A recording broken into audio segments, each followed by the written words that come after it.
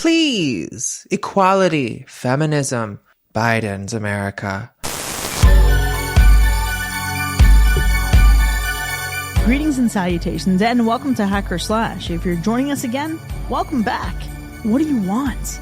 If this is your first time listening, welcome to the party. We are a horror movie review podcast dedicated to telling you whether a movie is a hack, a total joke, a waste of time, or a slash. Totally killer, pun intended. We believe horror is for everyone, and as such, we're rating these movies with the perspective we've gained from our varying walks of life and the flavors of fear we fancy most. My name is Chris. I'm your friendly neighborhood slasher enthusiast. And this week I'm joined by the Superfly Space Guy, Mac. Don't wear yourself out in there. The classic horror connoisseur, Sean. Come inside, take a load off. And the Scream Queen, Paris. I'm just a gas station girl, Aaron. Fill me up. This week we're back in the theaters to check out a film that earned $2.1 million in its opening weekend. And consider this, it was a limited theatrical release on only 1,400 screens. Before we see what all the fuss is about, though, we have some follow-up. Let's follow up on some spooky stuff. I'm really excited because not only last year we had our very first Hacker Slash community meetup, right? We had people come meet us in Orlando for our celebration of 300th episodes, 6 years on the podcast. It was such a great turnout. We had a great time. Oh, yeah. And I think we were talking about how are we going to make this even bigger? How are we going to make this even more special? And man, let me tell you, we're going to be celebrating 7 years with the podcast, but this year we're going to be at Spooky Empire, the dark side of Comic-Con. I am so excited for this. I was literally just telling my therapist today and had a whole happy cry session about how meaningful and impactful and how great our meetup and live show was last year. I cannot wait to do it at Spooky Empire this year. It's going to be so good. We're going to have a booth there. We're going to be not only welcoming, listeners, patrons, new listeners, whoever you are. If you're out there, you want to come hang out with us, you want to come look at some cool fucking horror shit at Spooky Empire and hang out with us, we're going to be there. We're going to have a booth. We're going to be talking to people, meeting people. We're going to try to reach out to more people. We're going to try to grow this show. It's going to be fantastic. All of this is happening in Orlando from October 11th through the 13th. Nice. Very nice. We're still in the planning phase of what we're going to bring to the table, but there will be goodies. There will be merch. But more than that, there are going to be good times and good conversations. Heck yeah. I'm actually so excited because I got to do Spooky Empire last year. It was the weekend after our live show and our meetup. And during that time, I got to meet Andy Matichak, Nancy Keys, and Danielle Harris. I cannot tell you how blown away I was by all three of them. They complimented my Michael Myers tattoo. I was still feeling pretty good about it. But to see the community at large come together, it is a genuine way of life. And it is so cool to see. There's over like 200 vendors who go to Spooky Empire, and their whole livelihood is crafting and making shit for horror fans. It's so fucking cool. You all are going to love it. It's awesome. I cannot wait to see what's there. We want everyone to join us. And if you want to find out how you can get there, you can visit spookyempire.com, or we will have a link in this episode's description as well. So exciting. Such a cool event. To think about it, it's like not just a one and done, you come see us and you're out of here. No, we're part of it. Go see everybody else too. Really enrich your horror life. 3 days of partying is going to be fucking amazing. Absolutely fantastic. Can't wait. And that's our follow-up. Well, this week's film wields distinct stylistic choices as it drops us in the POV of a killer carrying out a bloodbath in the Canadian wilderness. While its opening weekend proved to be a box office success, the film's reception has actually been pretty varied, with scores ranging from 84% fresh on Rotten Tomatoes, 6.2 out of 10 stars on IMDb, and 1.9 stars across Google's audience ratings with over 200 reviews. Will our takes be as dynamic and varied as the audience ratings? Well, buckle up and enjoy the ride, folks, because we're about to find out. This week, we're talking about In a Violent Nature. What were you all expecting going into this? I was personally excited to see this movie. I requested that I be included in this episode because I was hyped for it. And that is mostly because of what I had been seeing on my specific feeds on social, including a clip that I think was designed to promote the film, where it was just a black screen. It was a video, but it was the audio of an audience's reaction to a specific kill in this film. And just hearing the range of emotions that audience went on for this one kill was enough for me to be like, okay, I want to see this movie. I want to see what this is about. So I had pretty high hopes going into this. I think that's fair. I was super stoked to see this movie. I remember seeing a lot of stuff on social media. I was watching the trailers. I think I saw it at least a handful of times just going to other movies. You got a name like In a Violent Nature. I'm expecting this one to be pretty brutal. It was hyped to be one of the best slashers of the year. I was really excited to go into this one, not really expecting a whole lot other than it was going to be violent. Yeah, I think when the trailer dropped, I think we saw it when we were watching another movie for the pod in theater. At least that's one of the first times I saw it. I was concerned because I was like, this could be incredibly cool or it could go very badly. And I wasn't sure really which way this was going to go. I didn't see the audience reactions. I really didn't read up anyone else's reviews. Nobody that I know told me anything about it because they hadn't seen it yet. Thank goodness. I'm the one telling them about it. Damn. So I really was just like, this is a blank slate, just flip of the coin, not sure which way it's going to go. Because if it's good, it's going to be good. And if it's bad, it's going to be oh so bad. Dude, they were hyping this for people getting sick in theaters like The Exorcist or something. It was hyping me up.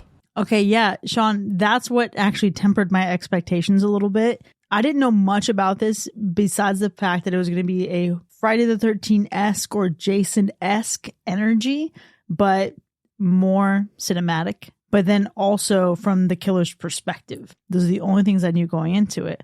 But when you, Sean, sent me a link, I didn't even read the article, but it was detailing about how people were throwing up. I was like, well, no fucking way. Yeah. I am so glad, though, that I didn't lower my expectations in the sense of, okay, it's going to be bad. But I was like, okay, there's just no way. Like, I think about hearing that same exact thing, not even from The Exorcist, but Terrifier 2. With as much as we heard about Terrifier 2's gore level, I was even convinced when watching that with you, Sean, that I was going to end up puking. I was like, I'm a little nervous. Like, should I not eat? That's right. So, like, I think it did just well enough for me to not get too excited and really receive this movie with an open mind. But let me tell you that even considering that, initially when I was watching this, I was super hopeful. Again, I'm the fucking slasher enthusiast. I'd be hard pressed to find a slasher that I don't like. And what I think this movie does really well is it draws you in with its cinematography. Like, this is a nice looking movie. And I have a comparison later that I cannot wait to make. And I can't wait to see Sean's reaction in particular. But I felt so much and such a great range of feelings. And I want to also paint the picture here that I went to see this movie with Allie on my right and Binks on my left. And the reactions I got, not only from myself, but from the two of them on either side of me, fucking hysterical. And I need to pause here because I don't want to color anyone's expectations too much, but I'll say that I did not feel the same at the end that I did in the beginning. Okay. And there it is. I honestly cannot wait to hear all of your thoughts on this movie. While watching this movie, I would say I cannot be alone in having some mixed feelings while watching this one. I think there's a lot of ups and downs with this movie. I felt a lot of things. I felt excitement. I felt suspense. There were cringy moments, right? There were moments of camp and humor. And hell, I'll admit it, there was even boredom. There was boredom in there. It was like a roller coaster up and down, but definitely heavy 70s, 80s slasher vibes for sure. All of that was in there. It honestly felt like a cross between some Friday the 13th movie and some nature show. Like I'm watching some shit on Discovery Channel, but then Jason pops up. Okay, well, listen, if you're going to go out there and say it, fuck yeah, boredom a lot. Boredom a lot.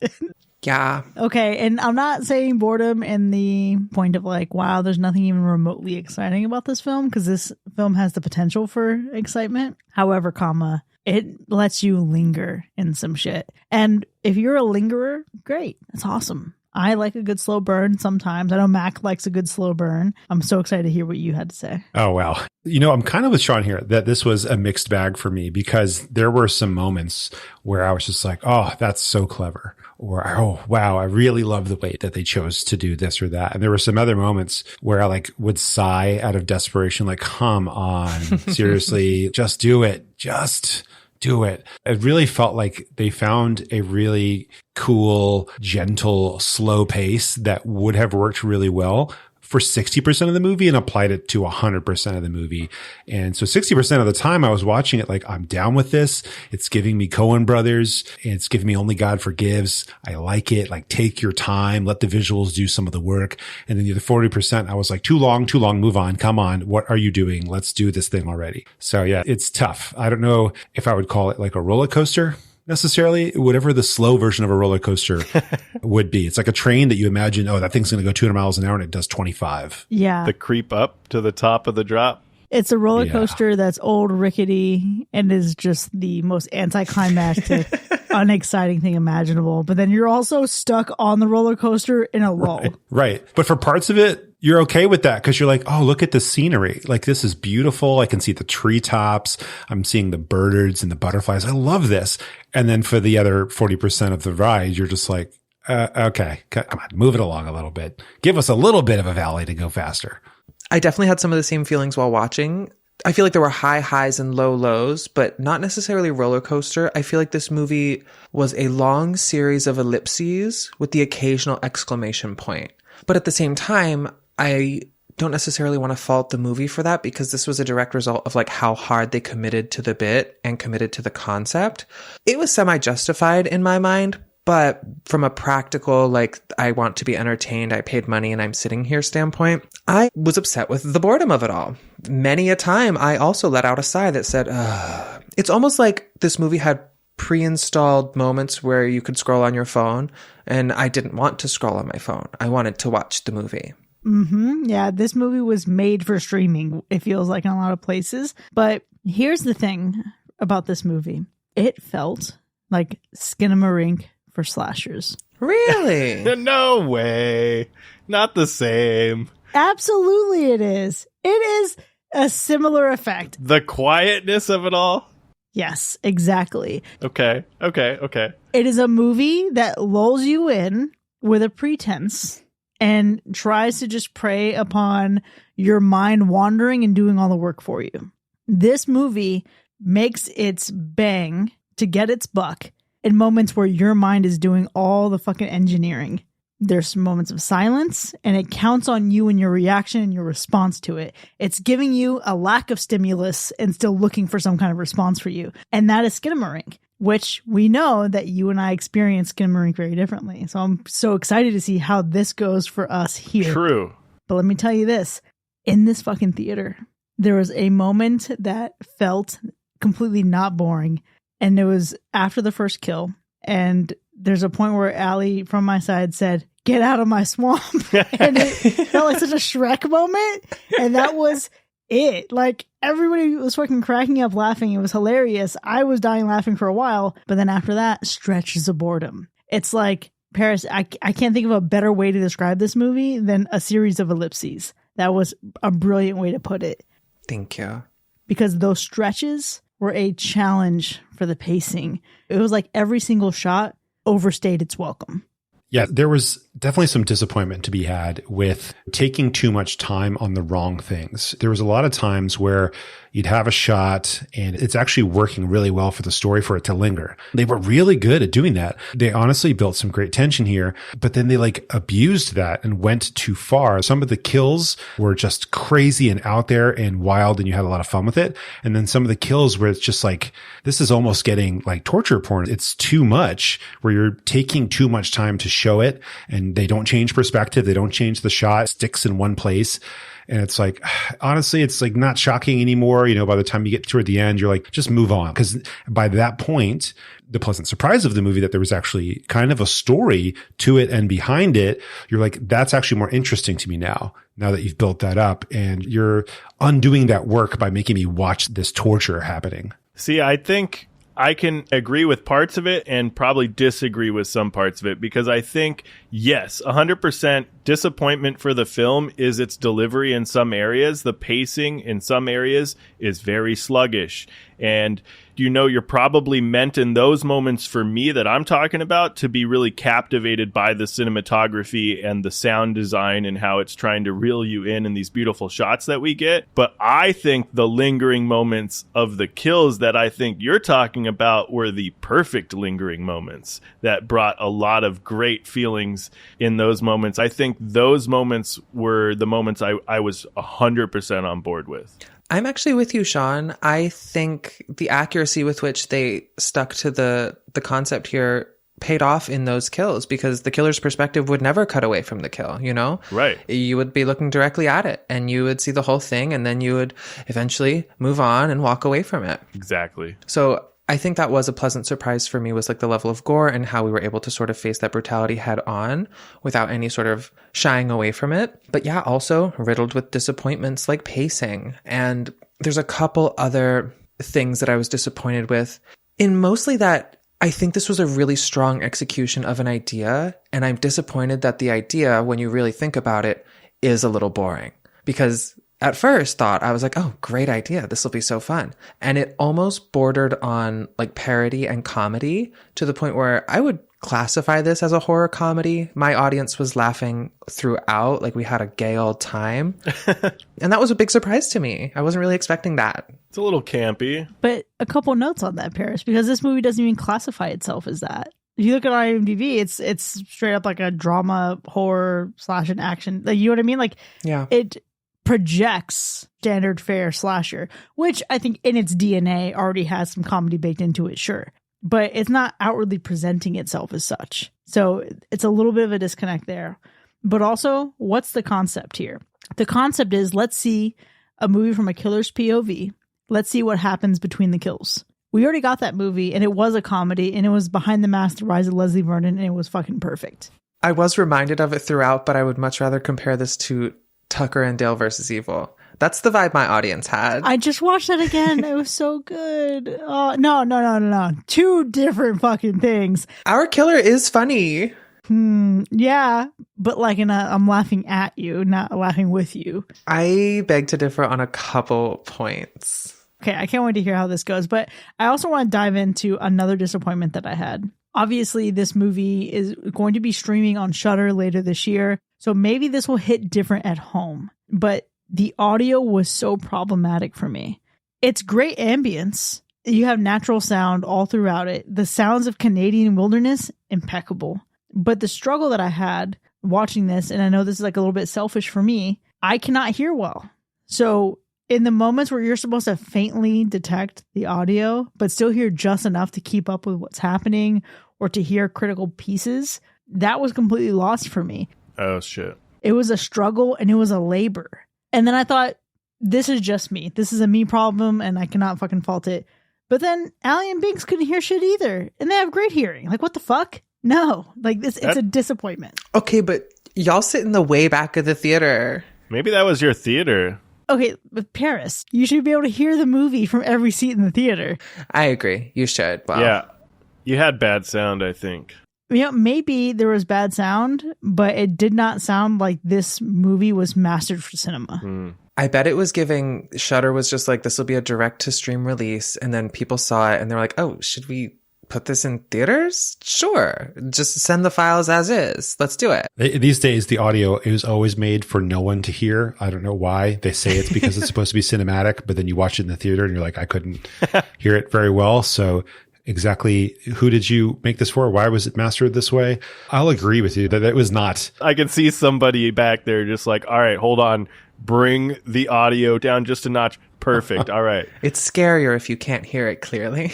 But I do think it was probably a deliberate choice, because a lot of times you can hear the freaking crickets. You can hear the woods, not like the animals in the woods, but the woods themselves. If you can hear all that, but you can't hear dialogue very clearly, then come on. I will say it sounded dubbed.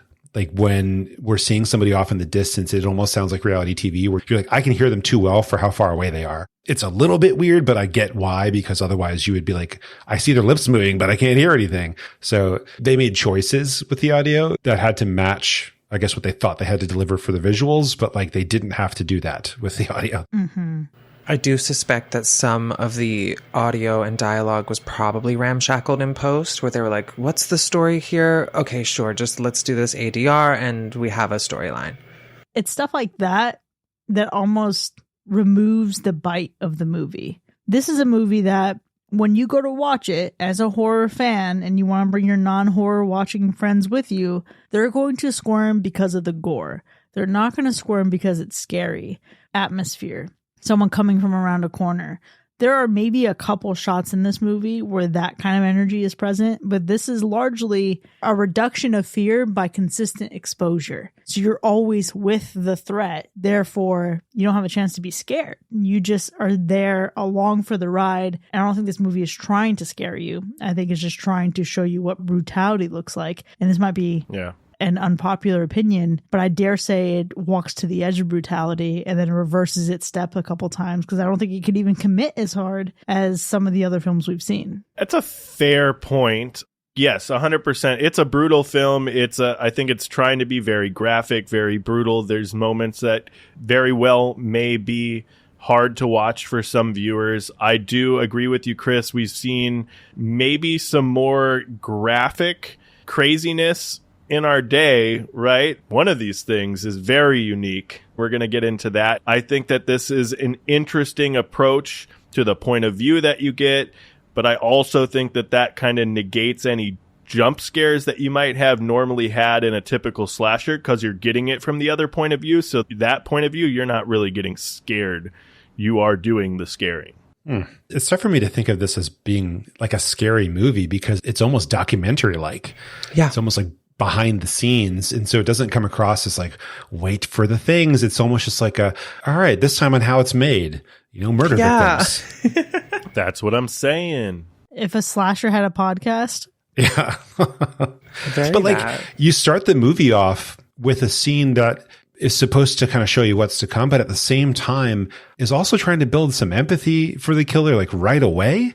That was an interesting choice. And then as we go on, you're really kind of unsure of which way this is going to go. Some of the kills, they go just uber realistic on, and other ones are so goofy and campy looking that you're like, oh, that's right. Take me back to what I'm actually watching. Thank you very much. You grounded me. But I think the killer himself is definitely not scary, but I'll give them credit for at least like trying to have a certain level of mystique until like 2/3 into the movie as to what the killer actually looks like, aside from, Sackman, basically. But no, I mean, I don't find Jason movies scary. So this to me was like a less campy Jason movie that was a lot slower and took its time and a bit more brutal, but still like there's no fear of this dude. Yeah. But I think extracting all the fibers of other horror movies from this movie's DNA, it's a really interesting moment. We have a character who's not part of our central group, but comes up in the third act of the film. And she actually starred in one of the original Friday the 13th movies. Oh. She was a character who played one of the victims. So that was a beautiful little Easter egg to see in there. Yeah. That you can sit and dissect. And I will say that where this movie gains its originality points is the perspective that it applies to that. Mm-hmm. But the problem is that it can only carry you so far. So there's talk about there being sequels. This will be a franchise. We don't need that, though. I don't know how they're going to work that. This movie is original in a sense because of that perspective. So when you start just copy pasting that within itself, how long can that really sustain itself on that bit? I would want to see it flipped. If we're doing a sequel or something, I just want the point of view to go back to normal and see it flip, see what they can do with this character in a different way. Not that I minded the direction, because I agree. I think the originality in this film is from the way that they decided to shoot this film. I think it was very well thought out, the way that they designed and executed and delivered this film. I also see people saying things like it's just like watching Jason walk around in a Friday the 13th movie. I get it. But obviously they had an idea and they went with it and they committed to it. And I think the originality comes from what they did with the film. I think the originality is this film's strongest suit. They had a vision. They executed it very, very faithfully. And if you are a horror fan, you'll appreciate that level of commitment, I think. But I don't think this movie needs sequels. I think this movie needs prequels. I would take 2 of them, to be exact. I think this movie could have 2 solid prequels if they take the feedback from this one. and just make like a few small edits. I think this could still work. I think the originality is what kind of drew us to this, right? Because when you see the trailer and it's not something you were expecting to see, like if you've heard about it, sure, you're looking for it. But if you saw this not expecting this new movie, this new character that you hadn't heard about, you're just kind of like, oh, my interest is heavily piqued at this point. I don't know what they're going to do here, but it definitely like tries to draw you in with like, you have not seen this before. Yet you've seen it before. And it's almost like we've been watching The Little Mermaid, and now we're going to watch like one of those IMAX documentaries that's filmed underwater in full quality or something, where you feel like I'm seeing the real side of it now. And as you're going through it, yeah, that's what it feels like. It's like not just from the killer's perspective. I like that. We're trying to get a camera in places where cameras don't go. We're trying to show you the animal in its natural habitat and its glory. And sometimes that means 20 minutes walking, brushing your hand through the trees, softly looking at people. And other times that means brutal kills. I'll give them some points for that faithfulness that you mentioned, Paris, even though we mentioned earlier they overuse some of those moments. But yeah, it didn't feel like a Jason movie, even though it was like a Jason movie. Here's what I need. And it came to me in a vision as you were talking about a nature documentary. What I need specifically is the nature commentary track as audio, but with Paris's Australian accent. Giving her best. Nicole Kidman.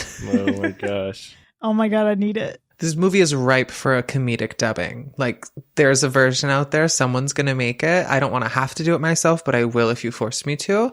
I am happy to conspire with you. You provide the comedy, I'll assemble it.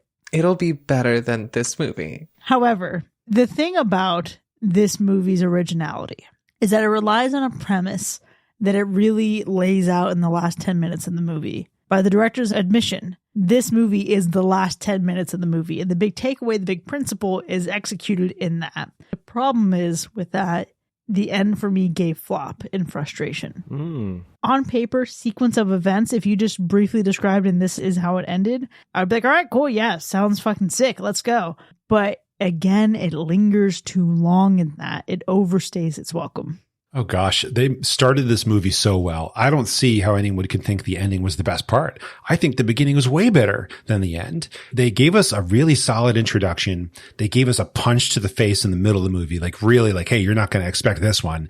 And then at the end, you're just kind of like, okay, that's interesting. And then by the end of the movie, you're like, okay, you going to end it or what? Like I'm like sitting here Googling, are there post-credit scenes? Should I stick around? Like I'm ready to go ahead and go at this point. I didn't even give a fuck if there was. I stood up. I was ready to go. Same. No, there wasn't.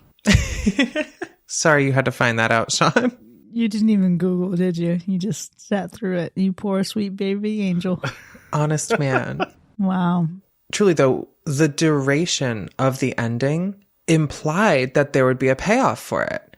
And when there wasn't, I was like, ew.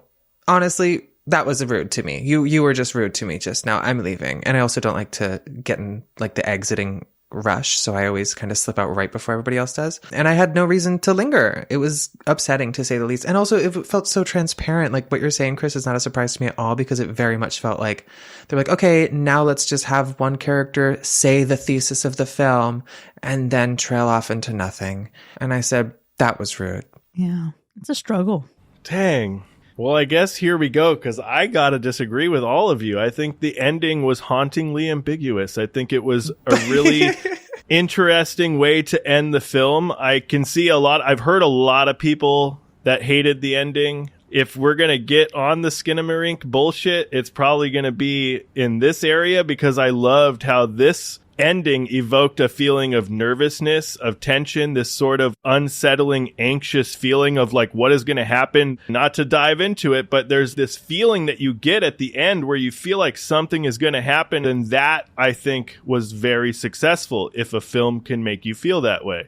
You know, I tip my hat to that shit. I give them kudos for being able to have the audacity to just end it like that. But I also am like, wow, I actually felt like some kind of emotion towards the end of the film, and I think they left it super ambiguous, and it's a little bit spooky. Okay. Love that, Sean. Great take. It's the kudos for the audacity for me. Yeah. I want to dive into that just a tad. I don't find anything ambiguous about this ending. What do you mean? There's nothing ambiguous. Cause, effect, behavior, impact, stimulus, response. I feel like everything's just plain on the table with this ending. I don't know. I think about 2 movies instantly that are slashers and have an ambiguous ending. Original Halloween, we get Michael Myers getting up and we get just shots of everywhere he's been. And then you hear the breathing and it's like, oh, okay, he's going to come out. Black Christmas, 1974. The movie ends. There's a survivor in the house and the phone rings again. But the phone only rings when there's been a killing that has already happened. So is the killer still in the house and he's going to kill that girl, or did he already? Those are the movies and the types of things that invest enough to give you enough of a payoff for that ambiguity to really click. And this, I just don't find any of it ambiguous. I feel like what you just described sounds like a better ending than what this movie was. That's what happened. I told your asses another Skinamarink. Oh my gosh. Kringle, did you hate Skinamarink? I hated Skinamarink. Boo, Skinamarink was good. Oh my God, it's another fucking Skinamarink. Thank God, somebody else. You know, I didn't take away ambiguity. What I took away was them being like, hey, you want to see what trauma looks like? Yeah. And that was the end of this movie. No. Like, that's the feeling. And the answer was no, I didn't. Right. I feel it enough every day. Been there, seen that, still getting therapy for it. Yeah. Live in it, Right. exist in it, linger in it. Terrible. Well, clearly we are saying the same things and also saying different things. I would say we're a house divided, but I don't know that's actually the case, because I think our dialogue here is more ambiguous than the ending of this movie, Sean. But let's start making our way to our ratings. Before we actually rate this film, Sean, how would you describe the gore score? The name, In a Violent Nature, serves this film well because this film was pretty gore-tastic in some areas. I feel like this film was relentless in all the right places with the gore in this movie. I think this is some pretty quality gore that we get because they really invested in the practical effects, and it was bloody glorious. I think that this definitely, because of a few specific moments in this film and how they do really give you every inch of it, I feel like this is definitely hitting the severe level of gore. And what about the animal report? There was a deer that died, and it was sad, but we didn't see it happen. So how invested in that deer were we really? That deer was pretty dead, though. Like, really gruesomely dead. So, you know, P to be damned. Well, let's go ahead and get into our ratings. In a Violent Nature in 2024, the time has come for us to determine if it was a hack or a slash. And I like to kick things off because I got some thoughts. I have some feelings, and I just want to share them with you in a safe place among friends. This movie is gorgeous. It's absolutely pretty. There are some shots that feel sweeping, they feel immersive, and there are some moments in here where it feels like technically it's brilliantly executed. And I realized that part of why I enjoyed this so much visually is because I'm just a fan of nature. And I'm a lesbian who likes to camp. If I had the option to buy a Subaru, would I right now? Maybe. I want to move to the Pacific Northwest. I want to have my Twilight moment. I want to find myself in the woods of Canada. But maybe I gave this movie more favor than it deserved in some spaces because of that. This movie was one hell of a ride, admittedly, but I want to go back to a Mia Goth quote that Paris pointed out in our Infinity Pool episode. One of my favorite quotes of all time.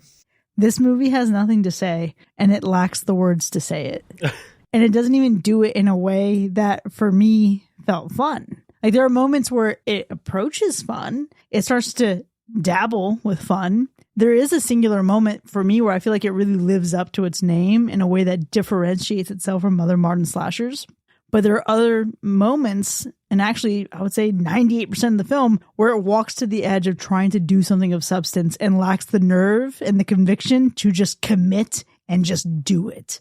And the audio component, like I mentioned, is troublesome because while this artistically has no musical score, and that is really cool and a bold move, it was damn near impossible for me to hear most of what was happening on screen, which would have been fine, but I do think it was necessary. I think we needed to hear some of that. This was a movie that, admittedly, I probably would have enjoyed more if it hit streaming and I watched it at home for the first time, where I could appreciate the beauty while having my subtitles and being able to really sit back and enjoy the experience. But I didn't. I watched it in the theater because Shudder pushed us to theaters. And I turned to Allie around 2/3 of the way and I mouthed the words, "I'm sorry." And to Binks, who we went back and forth, we realized we were cursed because she and I were sitting in the very theater where we had to suffer through the mean one together. Nice. This movie is unequivocally a waste of time. Oh, And therefore, by definition, it's a hack. shit. When you put it like that, incredible. Chris, I think everything you're saying is valid, as I so rarely do. Let's be honest. We are two sides of different coins altogether. Famously so. In different currencies, different countries. In different timelines. Conversion rates are not the same. Ever. But I think there's a lot we agree on here. This movie favored accuracy and loyalty to the premise to a fault. To circle back to Mac's nature documentary analogy, which I love, those documentarians sometimes watch these animals and plants for months, even years, I think in some cases, and think of how much of that footage they don't use. This movie used too much of the footage that shouldn't have been used. The dead air. This is when the nothing happens. And I get it. If you're in a slasher, that is technically what the killer's doing that entire time while those two teens are talking about their relationship and then finally fighting and having sex. The killer is slowly walking towards the cabin. We just didn't need that much of it. By definition, yeah, this was a big waste of time. Now, this is where I get stuck because I think some of the kills in here were incredible. I also think that this movie kind of made me a strong believer of a new idea I'm going to present, in that all horror movies should arrange their kills from least impactful and intense to most impactful and intense. When you blow your load and your best kill 1/3 into the movie, halfway through the movie, and then everything else after that is less than, that's just not good business. That's not good storytelling. The ending was the floppiest flop I'd ever seen. It was, again, I'll say rude of them to really imply that something was going to happen. There was going to be some payoff as to why we're sitting here bored out of our minds for such a long period of time. And then for them to just fizzle out into a credits, I said ew out loud. And several people, I'm sure, agreed with me in my theater. I do come to this podcast as a horror fan, and I know you listeners are also horror fans. I would not recommend this movie to non-horror fans whatsoever. And based on the marketing, I'm sure they don't even know it exists, those people out there that aren't like us. We are a very specific breed. However, I do believe the originality and the concept of this movie make it required watching for all horror fans. We are going to reference this film for years to come because of what it does. It executes on a premise, and it executes technically very well. I will not give up hope on this franchise. I do think 2 prequels could really make this better. And for that, I will give it a slash. Interesting. Well, let me tell you, I love this film theoretically, visually, stylistically, and wholly in spirit. The overuse of lingering on the wrong shots and scenes made the movie feel slower or more boring. But when it was used to build tension, it was just so effective. There's a small amount of camp that can lead to like brief moments of lightheartedness and several moments of powerful gore that really punched you in the face. I have to love it for what it is and not hate it for what it's not.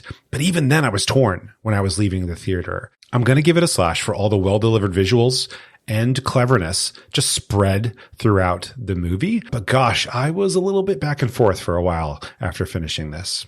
This is turning out a little bit different than I intended it to, but I think, let me take you on a journey, right? Let me take you all on a little journey. I left the theater with 2 major thoughts. I loved the gore and I loved the kills, right? That's one thought. But I didn't know how I felt about the rest of the film. I was really trying to unpack it, and it was something, obviously, that I hadn't really seen before. It was something that I really felt like I had to digest. I went and saw it with my wife and my brother-in-law. I'll tell you right now that the 2 of them hated this film. They absolutely hated this film. They thought it was a complete waste of time. They were bored out of their minds. And the more I talked about the film with these 2, the more things started to stand out to me.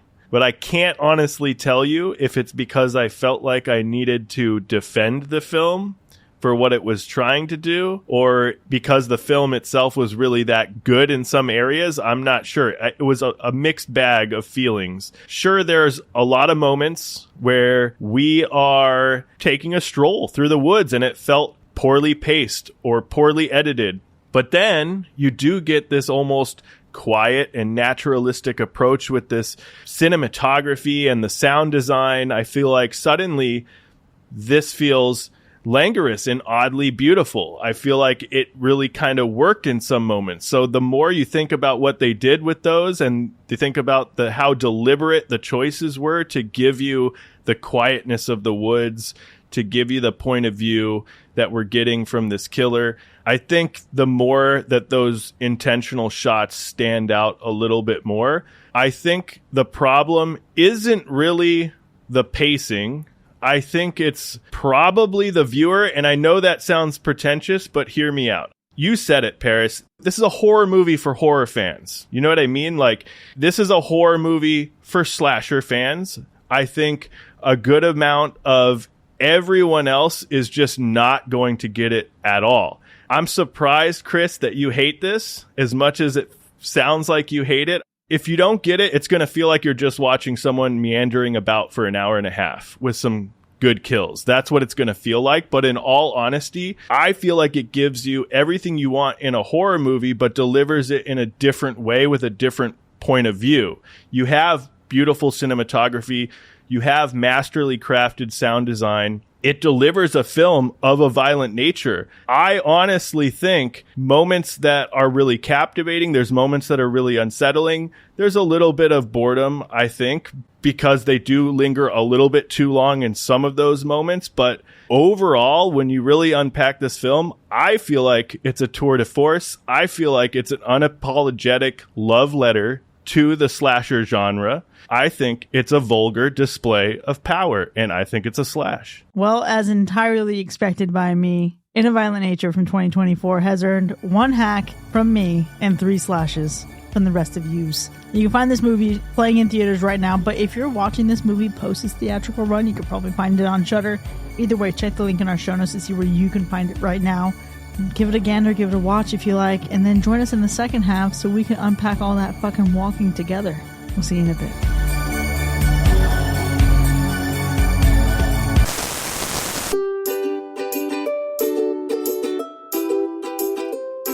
Howdy, nature enthusiasts and thrill seekers. Welcome to Ranger Ron's campgrounds, where the trees are tall, the nights are dark, and the legends are lethal. Are you looking for that perfect getaway? Somewhere so remote that even your GPS starts to second-guess itself? Well, you found it. We are proud to provide you with the ultimate retreat for those who truly appreciate the call of the wild and the screams of the night. Here at Ranger Ron's, we offer an escape so immersive you might just forget the way home. Surrounded by the untouched beauty of the wilderness, you can hike, fish, and get murdered to your heart's content. So come on down to Ranger Ron's campgrounds. It's a place you'll never come back from. I mean, a place you'll never want to leave. Book your unforgettable escape today and get lost in the woods at Ranger Ron's, where every stay is a story, if you live to tell it.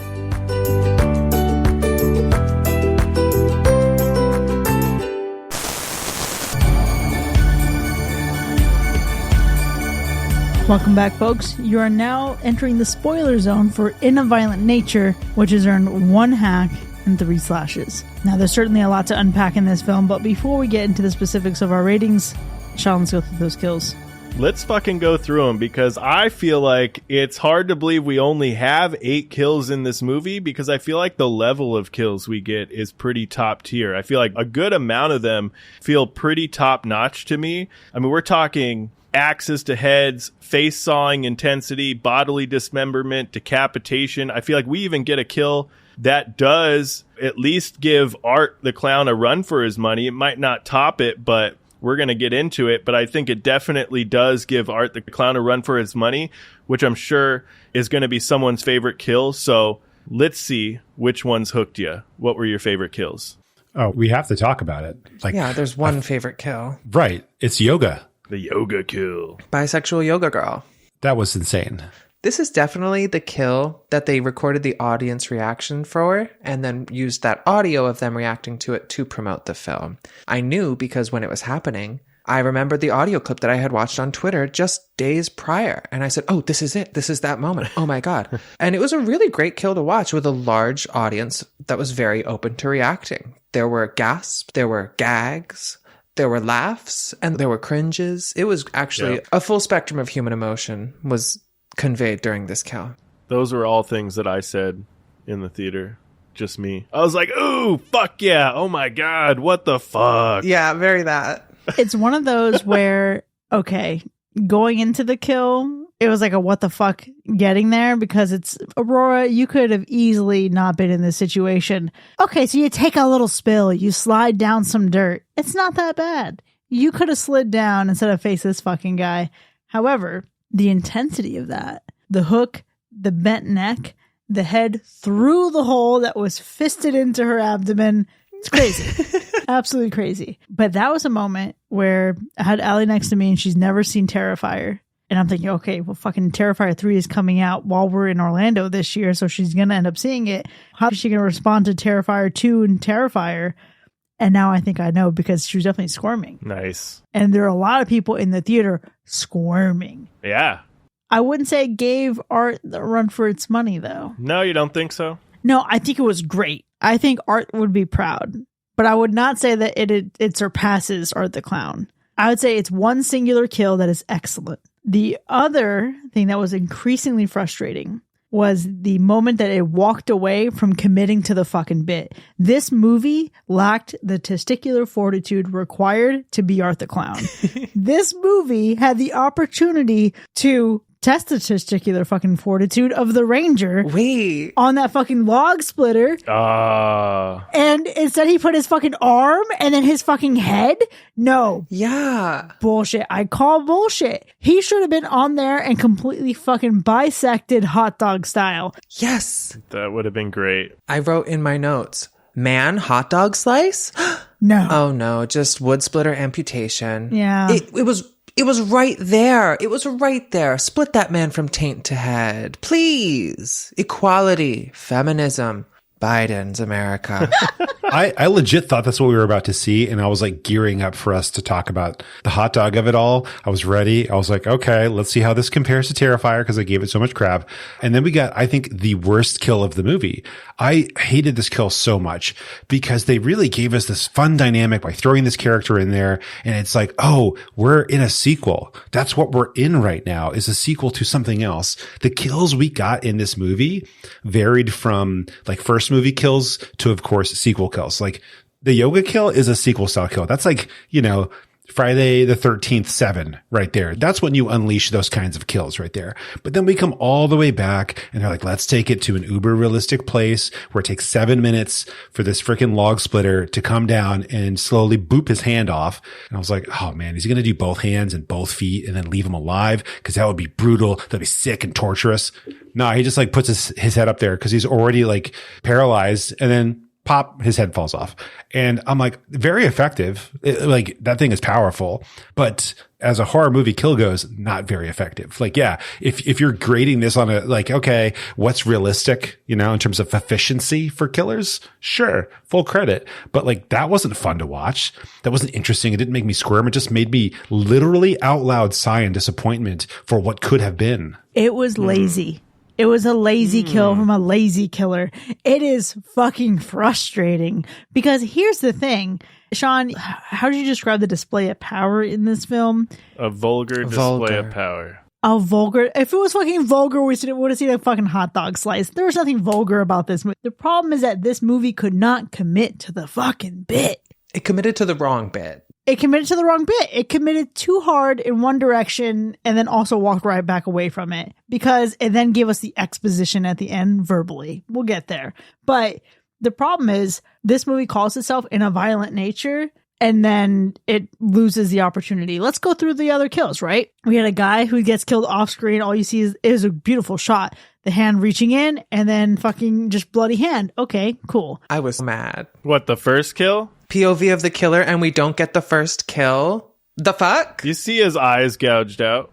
You see some results. I needed to see more. But it's not like the full satisfaction of like, okay. But even then, the second kill was great. Yeah, you get your fucking head sawed in half with a rusty hacksaw. Standard slasher kill, though. Maybe in today's terms, yes. But you look at 70s and 80s, and most of the time you ain't getting much of shit but a few squirts of blood. That's fine. But we got fucking Terrifier. I think we're just a little numb. I think we're numb because we're watching Terrifier. You know what I mean? We're out here watching some horrific shit, and we've gone through Saw, and we've gone through Terrifier, and we've gone through fucking Hostel and all these things, and we were watching fucking bodies dismembered all the fucking time. That's all we digest. So yes, I think we're like sitting here like, oh man, okay, this dude got decapitated. Fuck that. You could have cut him in half from his fucking nuts or whatever. Like, okay, all right. Yeah. But think about horrific it is to be paralyzed looking at the thing that's about to dismember you, and you can't fucking scream or move or do anything. Think of it from that point of view. Listen, that's what the movie wants you to do. Famed empath Sean campaigning for the Ranger kill to be the best kill. All right. So here's what I think they needed to do on that one. They got the point of view, of course, like the whole movie, we've got it with the killer. They should have flipped it for that one and given us the park ranger's face. We should have been down there the whole time watching those eyes, because in the previous scene, when we're seeing his eyes dart around, because that's the only thing he's able to move, you're like, oh crap, like here it goes. Like we're getting ready. But then we moved the camera back to the killer, looking down. You can barely see the ranger's face. And I think that's why it's not as effective as the scene right before it. They had it. They were so close. Now, if they had flipped the kills around, I think they really could have ended this on a bang.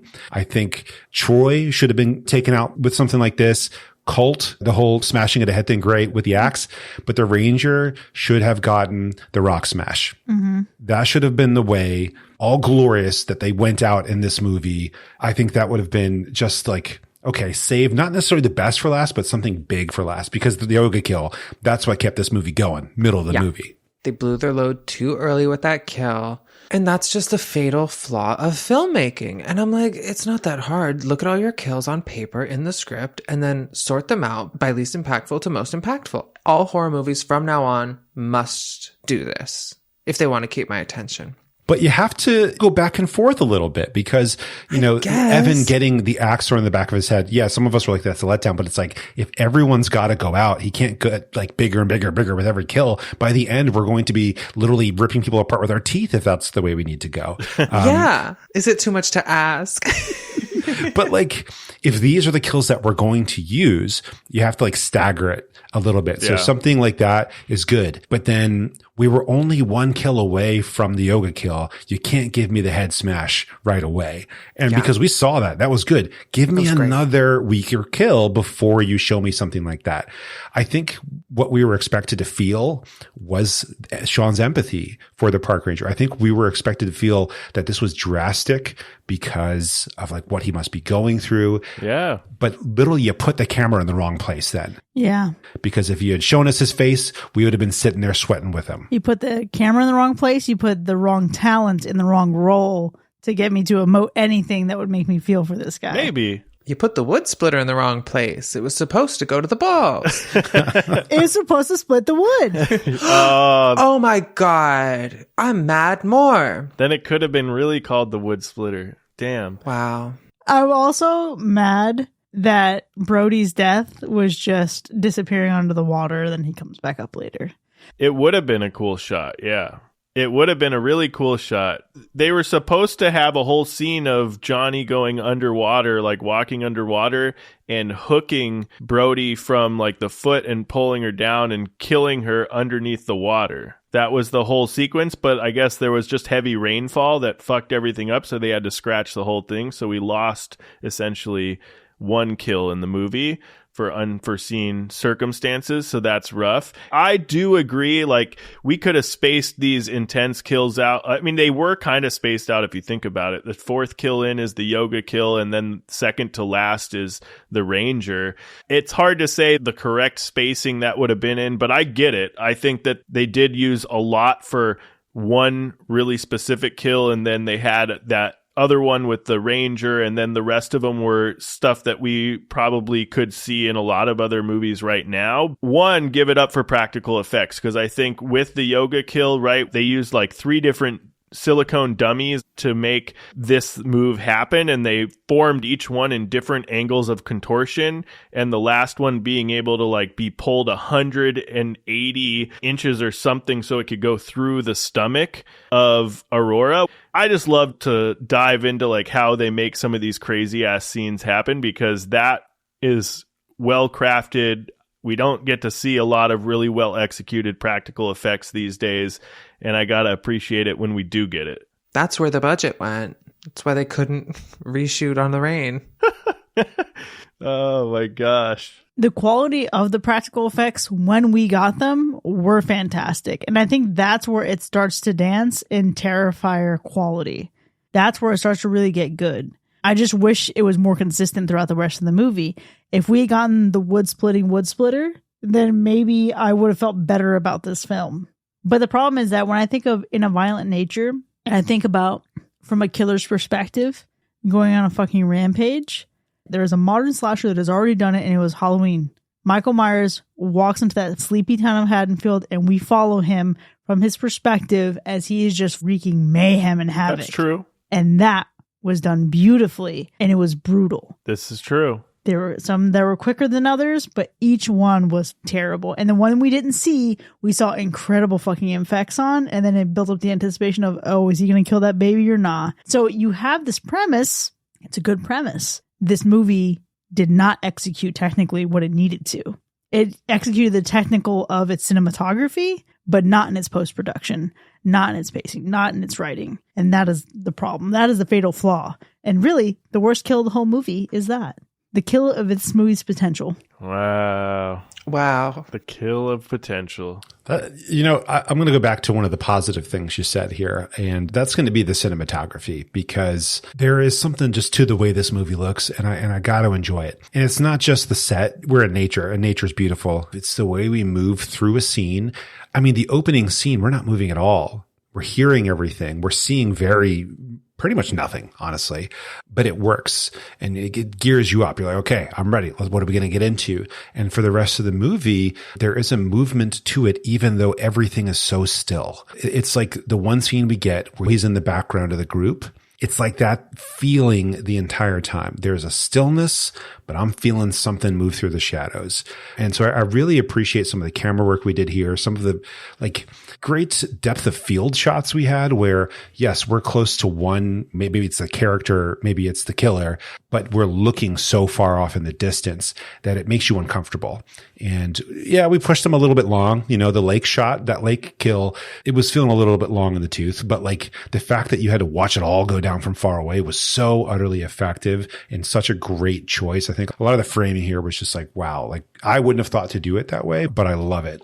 I think that's good. My favorite aspect is the use of the practical effects, but the cinematography is really good. I think the sound design was superb as well, because there's moments where this film is so quiet that adds to the stillness that maybe you're talking about in the cinematography, Mac. All you can hear is all the little sounds of the wind, the leaves rustling, twigs snapping, birds chirping, insects, whatever. I feel like there's a stunning stillness to the movie as well, just from the ambient noise. And this movie uses ambient noise a lot. This is the first ASMR horror movie or some shit, because it's so silent. It's okay, whatever. I get it. It's a quiet movie, but there's not a lot of music happening in any of the scenes at all. And I think that's the point. The use of the ambient sound is a very interesting choice for, I think, maybe a couple of reasons. It could be the use of the ambient noise because you're looking at it from the killer's perspective. This is an presumably undead, supernatural type force of a killer who doesn't look like he can see very well, but somehow can, because those eyes are fucking glossed the fuck over. And then is he mute? I don't know. So we don't know. The killers are quiet, in any of these slashers. We're not getting a lot of dialogue from the killers. So when we're looking at it from their point of view, yeah, we're not going to have a lot of sound. We're not going to have a lot of dialogue as we're watching this killer walk through the woods, stalk this couple, find this person, kill this person. Right. And I think the other end of it too, which kind of goes hand in hand with the direction that they chose to go in with the movie, because you can't have the same type of audio in a movie where you're flipping the perspective. It's not going to work the same way. I don't think it's going to work with a full on musical score in the same way that it would on the other perspective. There's an example maybe I can dive into in a little bit later when we dive into scenes, but I think that it's interesting the use that they did with the ambient noise in this film. Yeah. Nat sound is a great tool. My struggle is that there are so many moments where the nat sound was so overpowering that even when you're supposed to be able to subtly detect some of the dialogue and be able to just barely make it out, I still couldn't make it out. And that's what kills me. I will give you one moment where the audio shined for me. And it was this point where this motherfucker is playing with a toy. He's sitting down, and then you hear the dialogue. And again, because this is a moment where you're in greater proximity, it was fucking clear as day for me. You hear them talking and they're panicking, and you see that the rest of the horror movie has unfolded while this motherfucker has just been walking around. It's the group of people realizing that this guy is missing. They need to go to the cop. But what about the guy in the photo? There was no guy in the photo. And you get to hear all of this. And that is something where we have, again, the potential of this movie. That was a beautiful moment. It's actually one of my favorite scenes. But technically, from a production perspective, we talked about the cinematography. The audio, again, had potential. I think that was its best moment. When executed correctly, it's a brilliant fucking move. I don't need the score. I don't need music. I don't need it. Make it tighter and balance the dialogue better, and then we're fucking good. I will say I love what they did with the music that we do get. And that is, it's present only if the characters are listening to music. So the only time we're going to hear music if it's playing in real life inside this movie. And they played with that by having that tape player get so distorted and slowed down. That part was interesting. And I think it also just works to get on your nerves as it continues to play slower and more messed up. I was like, man, that was an effective choice. Like when we don't have music this entire time, it's actually kind of peaceful. I enjoy that sometimes, even though I love music. I need a break from all that, stimuli. But man, like as soon as we start to hear that like thing get slowed down and he's playing with the tape, I was like, you're sick. And I love this. Well, what's great about that is that it uses music the way that you would motivate lighting in a scene. Where if you're able to see specific color values and you're supposed to get different temperatures, you understand where that light is shining from. And it's not just you're just flooding the set with flat lighting. I think another movie that does that pretty well is even like The Strangers Pray at Night. There's a moment where there's a song that overpowers the scene because the killer has turned up the radio. So that movie obviously weaves in and out of a score and a soundtrack, but having motivation for music is a brilliant fucking note for this movie. This might be ableist of me, but I thought the sound was great. I thought being able to hear just enough of everything really put me into the killer's perspective. Being an outsider compared to this group of kids who normally we're supposed to empathize with them, I was like, oh, effective use of sound, to the point where I didn't think much about it. I think my favorite element, though, visually, has to be how we start the film. We really get the most ambiguous shot of a locket being taken away. And then immediately after that, our killer emerges from the earth. And I think you kind of have to watch the entire film to kind of have the context for what that was. And that was literally just him being reborn and forced to exact his vengeance to those who have stolen that locket that was keeping him at bay. Because at first I was like, oh, does the killer just bury himself here every day and hope somebody brings the locket in? I had that same thought. He's giving his best Peter Malark. Exactly. It was very Peter Malark. Just kind of seeing that contextualized from the killer's perspective, where it's like, oh, I pretty much was just in a coma until they took this locket, and now guess I gotta get the locket back at all costs and kill these teens. Oh man, I sure wish I could go back to sleep. I thought that was really useful, and I think it was really strong, and something I feel like we haven't seen before. We always see the hand burst out of the grave when it comes to the killer coming back to life in this kind of a context. Seeing it played out like this really made it make more sense for me. Well, I can tell you, one of my favorite parts of this movie, and this might be cheating, is a little clip that I watched that was actually an extended cut of a specific scene. Absolutely which you can cheating. go find. Yeah. I still think, Chris, you'll hate it, so it doesn't really matter. All right. But there's this whole beginning of this thing where Johnny's dragging the corpse through the woods. That's very Devil's Rejects. And we're getting that scene, but when he's walking up to the ranger's station, right? The police station, sheriff station, whatever we're calling it. When he walks up to that building and we see him walking up to the parking lot and he goes inside and all that bullshit, right? This little clip shows you the point of view of the killer looking through the door into the glass window before he goes in. And all you see is this head break through the glass door and roll across the floor, and the front of the face lands perfectly. Of course it fucking lands perfectly, but it fucking lands perfectly where it's staring right back at you, eyes wide the fuck open, and just the perfect beam of light hitting it. Like that right there, it was fucking horrific, and it was fantastic. And that was a great scene. And that was not in the movie. It was not in the movie. Wait, I feel like I did see that. No, that part wasn't in the movie. He throws the head in and the hand lands in the beam of light. But Sean saw like an extension of it, which is cooler and it has like a different angle on it. Okay. Send it to me. Show it to me, Rachel, please. I'll find it and I'll send it to you. Sean, do you not take umbrage with the fact that they cut that from the fucking movie and trimmed that, but they couldn't trim anything else? Your favorite scene was deleted, Sean. There was so much other stuff to be trimmed. Of everything to delete. Maybe they thought that the angle they had was so good. I don't know, but this was a better angle. I will admit, it was a better angle. It was great. Did you not laugh at all when he throws the lifeless body to break open the thing to get the mask? Like, I thought of all things, this dude lugs a lifeless body in there just to grab the mask. I loved it. It was great. It was second only to the conversation of the like, okay, you realize that the rest of the movie has already unfolded.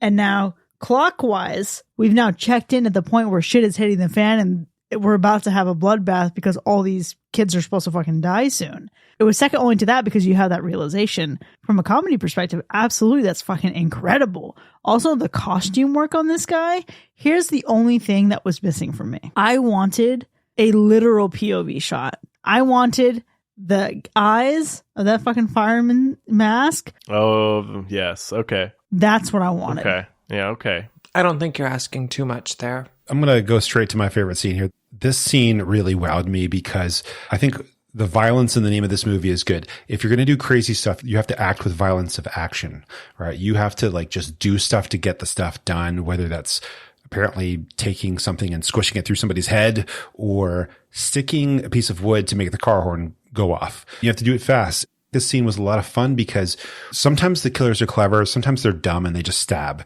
And in this case, the killer's clever and can also just smash his hand through somebody's face. But seeing the car horn go off and then he goes around in a circle and is spotted by somebody in the house, but it doesn't really matter because whatever's about to happen is about to happen. My God, does he just like not relent at all. It reminded me, we mentioned that Netflix anthology that we watched, Fear Street. This seems like an expansion on that type of character rather than just classic Jason or Michael Myers or anything like that, because that character just pummeled through. And that seems like what Johnny is really good at, is just like do something and do it really fast and really powerful. But I also like that they gave him some brains and some wit. You know, he's not watching for no reason. And this scene is perfect proof of that. He knows it's the two of them. Yeah. And he's going to set it up and he's going to take them out and he's not going to stop.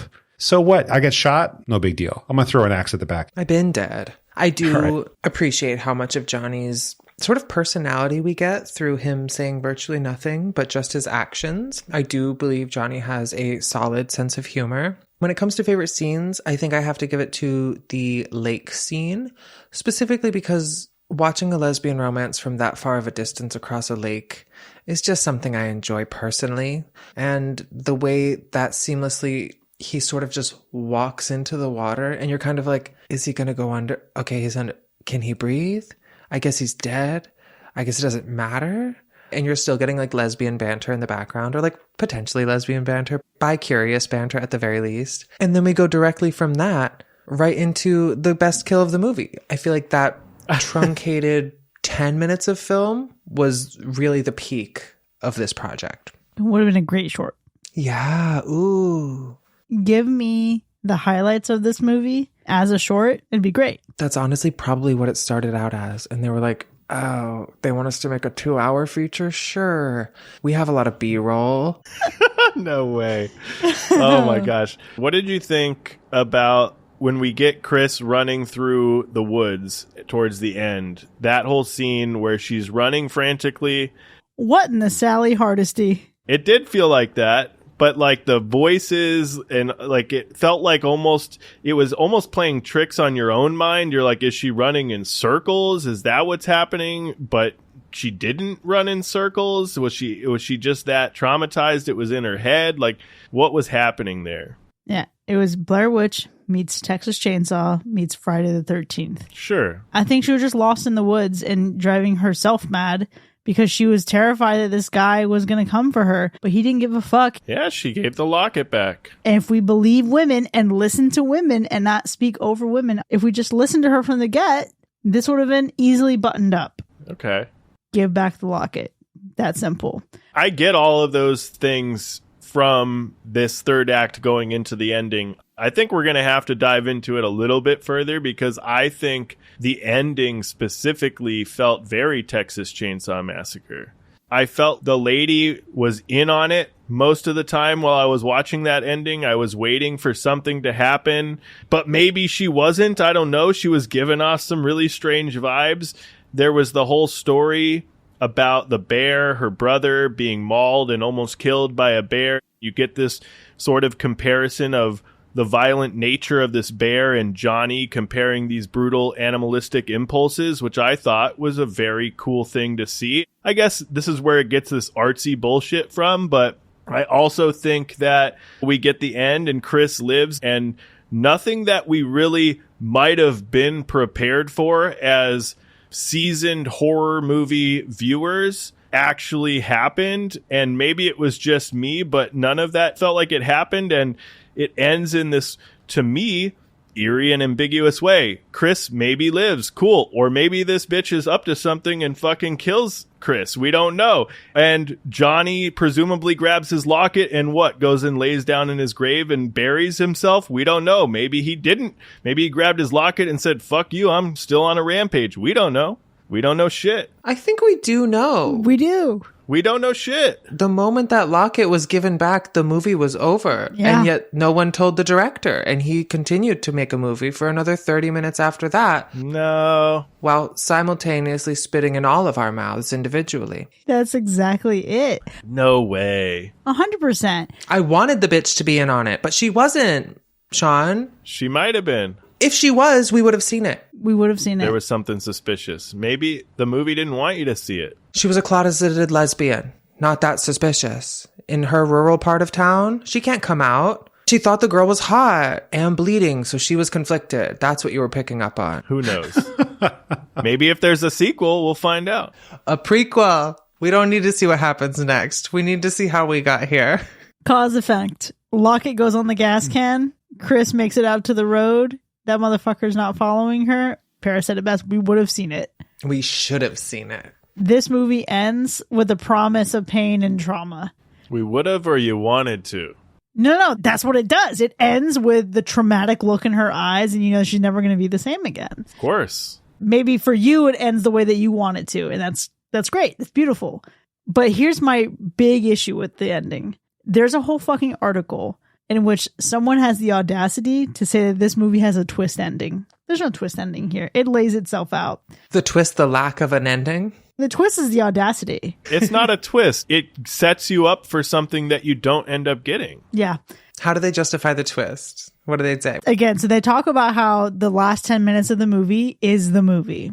And it talks about the quote from the woman, "Animals don't get too caught up on reason." Let's follow this fucking train of thought here. In a violent nature. Yeah, that would be fucking great. But there's literally a fucking reason, Sean. There's a reason. There's a reason. There's a tragic backstory. The locket is missing. And had the locket not been removed, if this man just resurrected from the ground and then started killing people, great. There was reason. There was just cause. There's a reason for Johnny to emerge and kill, but the violent impulse nature of his kills are being related to that of a wild animal.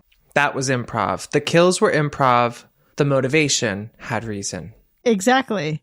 But again, the quote and literally the thesis of the movie is animals don't get too caught up on reason. This movie is trying to say something and then it goes in the opposite direction. And that's the problem. That is why this movie does not fucking click. I think this is another classic case where I'm going to pass the torch to you, Sean. You are pulling a Chris Rojas and falling in love with potential. Oh, no. That's what you're doing. No way. Which is great. I love it. I've been there. No, I don't think so. Still there in a lot of ways. Still clinging to things that I think have a lot of potential. But that is what this movie is. This movie spends 15 fucking minutes at the end of it to tell you what it's about, but it also doesn't jive with the rest of the fucking movie. Animals not getting caught up on reason reminds me of the film The Shallows starring Blake Lively, in which a shark has a very personal vendetta against her specifically. And it just doesn't play, you know? Wow. You know, we've been talking a lot about Johnny and what are his motives and what he's doing. And this movie is all about Johnny. Let's face it. This is Johnny's movie. We're from the point of view of Johnny. We're watching Johnny fucking emerge from the depths of hell and come up and kill a bunch of people for his locket. Cool. Johnny was 6 fucking people. Johnny was like 5 or 6 fucking people. There was no consistency in Johnny. What do you mean? The first Johnny got injured or ill or some shit and had to leave the set, and then they were like trying different people out and didn't find the right person, and 5 people later they're just like, all right, we got him. That is great. That's giving Michael Myers comprised and played by many different people. Yeah. And again, the same way that the killer in Black Christmas was in the original. I love that. That's homage to slasher. I dig that. I thought, Sean, you were referring to the fact that there are 2 different Johnnies, because there's the soul of Johnny the child who died and then the body of Johnny's father, and maybe it is actually Johnny's father. Wait, he was grown. How is that? That didn't occur to me. Wait, he was a child. Oh my God. And they even say it within the lore of the movie, like, no one knows if it's Johnny or the spirit of Johnny or Johnny's dad.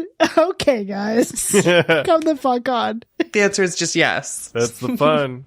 That's the fun of it all. It's the super salad, yeah. Yes, that. Jason grew up. Jason got big. How is Jason big? How are these children dying and then their corpses are adults? Something's happening. They're eating good in hell. So in Friday the 13th, the whole bit was that he didn't actually die, but he saw his mother beheaded, and he kind of grew up this man out in the wild on his own. True. Like in Friday the 13th, yeah, it's a shitty reason. It's a shitty lore. That's why it's not one of my favorite franchises by any means. It's a thought out thing.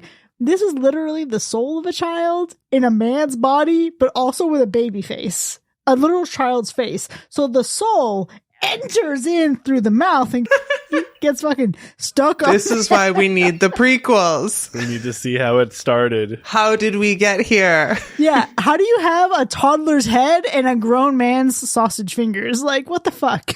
I need to see Charles Lee Ray performing a ritual on the dad's body. It'll be called In a Prepubescent Nature. In a prepubescent nature. Prepubescent nature. Sean, please write the script. Woo! Why did they go so hardcore and like make the most sausagey of sausage fingers? You know, it was like a little too sausagey sometimes and slimy. Yeah. Say that, Mac. Nasty. I mean, he was decomposing. Those were gloves, right? Those couldn't have been human fingers. Those were his. It was the character's fingers. Yeah, but not the actor, right? Like, those were prosthetic. Who knows? I don't know that. Maybe. Maybe it was a glove with a bunch of stuff all over it. Yeah, I would hope. But, Paris, you said it. Outside of Johnny, who now appears to be pretty fucking interesting, none of the other characters are very interesting. You know what I mean? Interesting how you describe that? Yeah, Johnny's interesting. I love you so much, Sean. How did he get there? We don't know. Where did you come from? Where did you go? We don't know. At least there's some kind of thought that emerges from thinking about this character, but the rest of them, did anyone care? I didn't even care about Chris in the movie. I didn't care if anyone lived or died. Yeah. Yeah, I saw she had the locket and I said, okay, that's our final girl, sure. But the moment we did like the campground pan where they were kind of like going around looking at all the actors, I was like, okay, so obviously these characters are horror movie fodder and we don't care. For sure, none of the other characters were interesting. The ranger especially was a little ridiculous for me. The lore was a little muddy there. Were you the guy or was your father the guy? And you killed this guy, but your father killed this guy. Also, the ambiguity with the sound. It sounded like last year something happened, then 10 years ago something happened, and then 60 years ago something happened. This is why we need the prequels. This is why I need a freeform board specifically dedicated to understanding what the fuck happened in this movie. The timeline, the chronology of this is abstract. But I like that they did it a little bit differently. Like, I like that we mentioned the full backstory early on and then only kind of confirm it later. You know, like that's kind of fun. It's not like we needed to go back in time and get a flashback because flashbacks are the worst. True. So it was kind of fun. That's like, hey, this is a hint. This might be real or it could be complete BS and we could show you something totally different for the rest of the movie.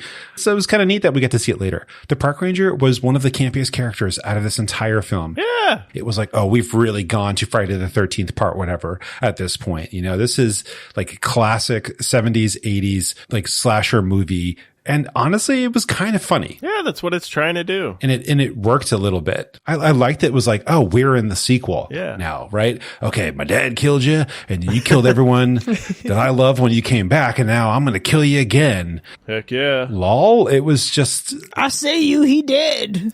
Kill him good. I shot him, but you got it. You going to shoot him again. Better hold that gun right. Not in my neighborhood. Not in these woods. Okay, but for a moment there, my dumbass really thought that Johnny heard them tell the story and was like, oh, is that what y'all think this is? Okay, I'll go to the park ranger's office and get that little fire mask so that I can play into your narrative. And then when he was playing with the car, I was like, oh no, actually that is what happened. Got it. But for a moment, I thought he was just kind of like playing into the bit as like part of like a, I don't know, he thought it would be funny to like scare them with the thing that they were scared of. Like a little trickster. Yeah. That would have been great. Yeah.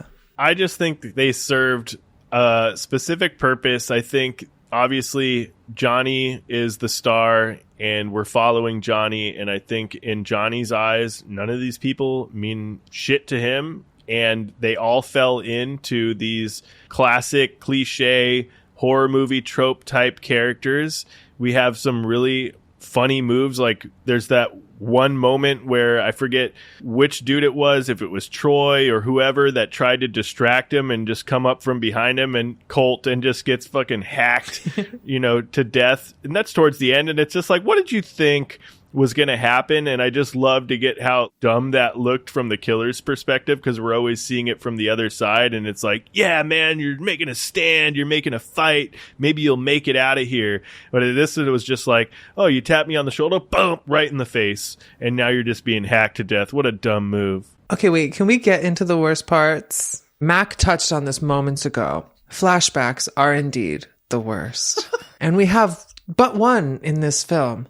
That at first I was like, okay, sure. And then later I was like, oh, so we didn't need that at all. And that is in the beginning when Johnny is in that whatever man's house and he looks in the mirror and has a reflection / flashback of his mom and dad being like, this is this necklace and this is why it's significant. Mac likes flashbacks. And I was like, that was a really cheesy, shitty effect. Okay, I guess that's what we needed to know to make this make any sense. But then later we get that same exposition played out in a more elegant and more natural, organic way that made that whole shitty flashback needless. I was like, we didn't need it that early. We didn't need it that way. You clearly know how to do it in a way that's better, and you did. So why both? I don't know what that was, except for the worst part of this film.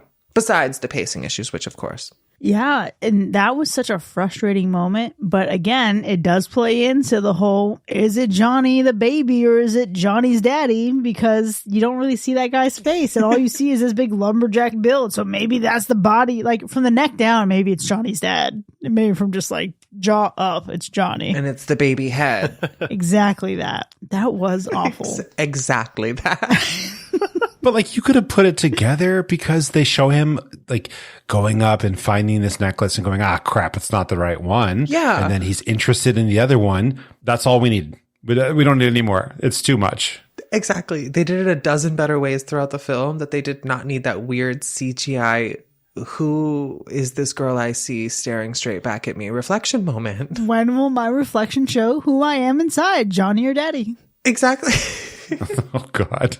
I think for worst part of the movie for me, it was the inappropriate lingering when it comes to shots and scenes. And I think it's like, it just takes things to a really kind of uninteresting level. Like you can take a good kill and make it boring. And how do you do that? Because there were some really good kills here. You just let the camera sit there and look at it for way too long. Even like the campy ones where we're like splashing the head at the very end of the movie, just like axing that dude's body up. Like, okay, yeah, we get it.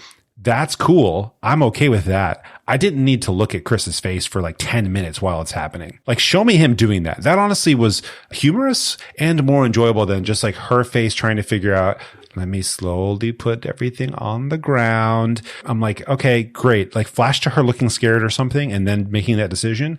But it just went a little bit too slow on that. Okay, so I am going to agree with the sluggish parts of the film. I'm not going to agree with the kills entirely, because I think that we have to get the way we got it to get the point of view that they wanted, right? We're not going to see him doing it. We're going to see him looking at him doing it. Like, you're getting his point of view.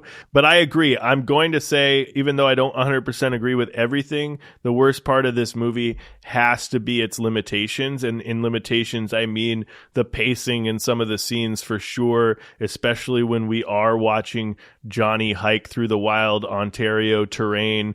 It's probably going to turn a lot of people off to what otherwise feels like, to me, a rare film that we don't always get, that's willing to give you something a little bit different. So I think the limitations that they chose to adhere to, in my opinion, a very specific audience, is probably the worst part of the movie, because 70% of people are going to dismiss it.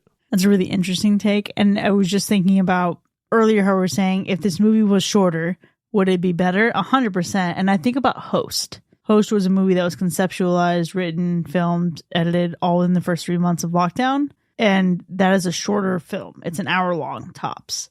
And just think about how much it would benefit from being refined. I say all that to say, this movie is not without its shining moments too. This is one of the coolest looking fucking killers. This is one of the coolest looking killers I've seen in a long time. I love the look of Johnny. Not baby Johnny, but to have the firefighter mask and the hooks, like the drag hooks, I absolutely love that. And while I don't care for the prospect of a franchise based on more of the same exact application, I do want to see more of this killer, because it gives me My Bloody Valentine. That's what it reminds me of in a really interesting way. And listen, I've seen a lot of Canadian horror films that I absolutely love, and this felt like an homage to that. My Bloody Valentine, originally a Canadian film. There are other highlights in this movie. Like, again, we talked about Aaron's death when he's thrown in. And when you have this body crashing in and breaking the glass, that's where the comedy shines. And that is what, again, if we could just refine this movie and carve the figure out of the block of marble, there's an excellent movie hidden within this movie. I'd be willing to watch it one more time when it hits streaming, mostly because I want to experience it with subtitles and in the comfort of my own home, maybe with some good quality headphones, but probably no more than that. Yeah, honestly, give me the radio edit. Yeah. That's what we need here. We need the cleaned up version where you still have like taking your time, but like just give us like a tighter cut. Not just about shorter, but just like feeling like all the screws have been tightened up. It was too realistic with how much time we spent slowly walking through the woods. And Chris, you mentioning that Host was a tight edit makes me wonder, like, how many minutes of this film are Johnny walking and nothing else is happening? Because I feel like it's over 15, potentially over 30. And that's the problem. That's the biggest problem here. And it's probably the main reason I wouldn't rewatch this necessarily.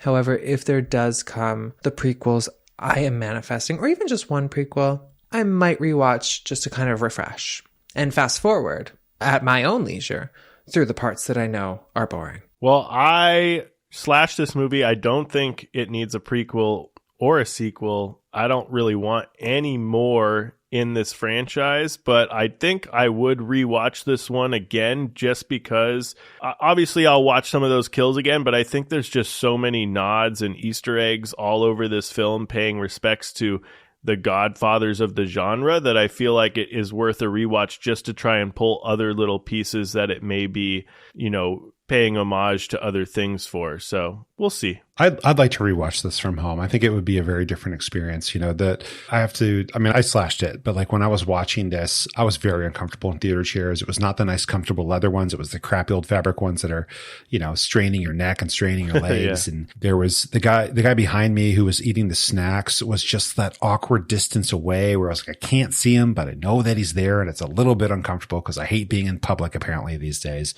But I think from home, film where you can really take your time, you can watch a film that takes its time. And it's different. You don't feel as nervous and you're not waiting to leave. Or at least me, because that's in public these days. Well, we'll see if any opinions are changed with the passing of time and another watch of this film. But for now, there you have it, folks. In a Violent Nature from 2024 has earned 1 solitary hack and 3 slashes. Now, we certainly had a robust discussion here, but it doesn't end here by any means. We want to know what you think. Was In a Violent Nature a good slasher or a boring nature documentary? Let us know. You can join in on the conversation by hanging out with us for free in our Discord. Click the link in our show notes to sign up. If you've enjoyed listening to this episode about a walking simulator, consider becoming one of our patrons. Visit patreon.com/hackerslash to enjoy more of the show with early access, extended episodes, bonus content, and live shows. We'll see you next time, folks. And remember, cancel culture doesn't exist. You're going to be all right.